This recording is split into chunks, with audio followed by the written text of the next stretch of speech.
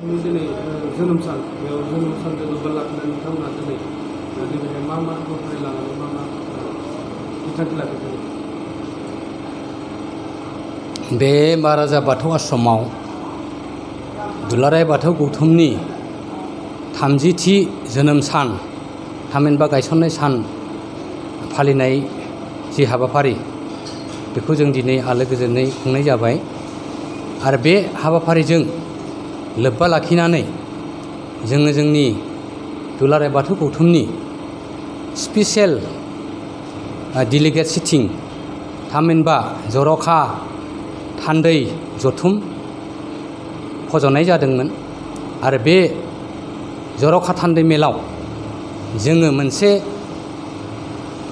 हाबाफारिनि सायाव गुवारै आरो गोथौयै सावरायलायनाय जायो।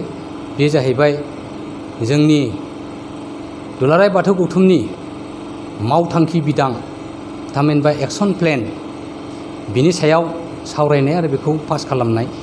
आरो बे अलरेडि दिनैनि बे जर'खा थान्दै मेलाव गनायथि जाबाय आरो बेखौ पास खालामनाय जाबाय जोंनि दिनैनि थान्दै मेला।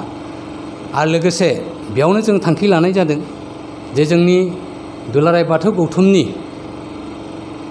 नाजानायाव बिटिआर बे एकर्डआव जोंनि कुमारि खाथायाव गायसननो गोनां बाथौ हारिमुफुरि आरो लोगोसे भेरगाव गायसननो गोनां बाथौ खेराइसालि बे मोननै प्रजेक्टआव जोंनि बाथौ ग्रुप जेरैहा राभा बा बिदिनो सनल कसारि बिदिनो जोङो मान्दाय कसारि हाजं कसारि डिमासा कसारि बायदि बायदि कसारि ग्रुप बाथौ ग्रुप दं जायफोर बायथु बायखु बायसु होननानै फालियो।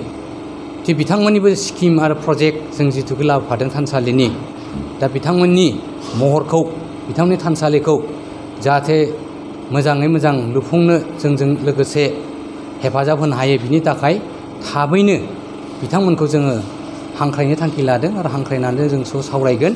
सावरायनानै बे मोननैबो प्रजेक्टखौ आबुङै मावफुंनायनि थांखि लादों।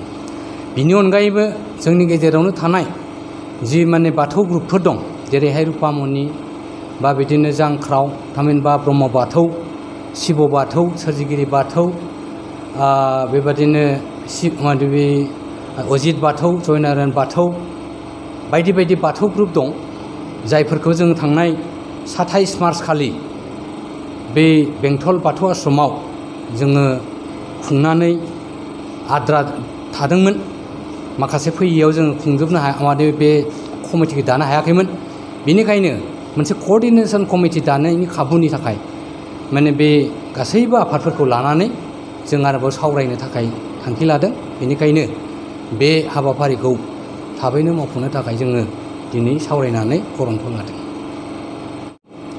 गुबुन गुबुन जिल्ला गुबुन गुबुन बायदि बायदि बियाबाव गामियाव जोङो मोजाङै राफोद खालामनो थाखाय लाइमोन माइनाव आरो गागि आफादनि माने बे दैदेनगिरिफोरखौ बा सोद्रोमाफोरखौ लोगो हमनानै जों थाबैनो जोंनि बे गौथुमखौ साग्रिद आरो गोख्रों खालामनायनि थाखाय माने बे जोङो दावबायनो थाखाय माने बे थांखि लानाय जादों। बेखिनि खौरांखौ जोङो दा जोंनि बे थान्दै मेलाव सावरायनाय जादों।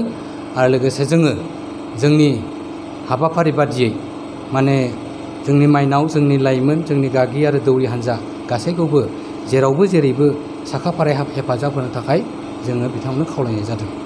दा बेखिनि खौरांखौनो माने जोङो दिनै सावरायनाय जादों।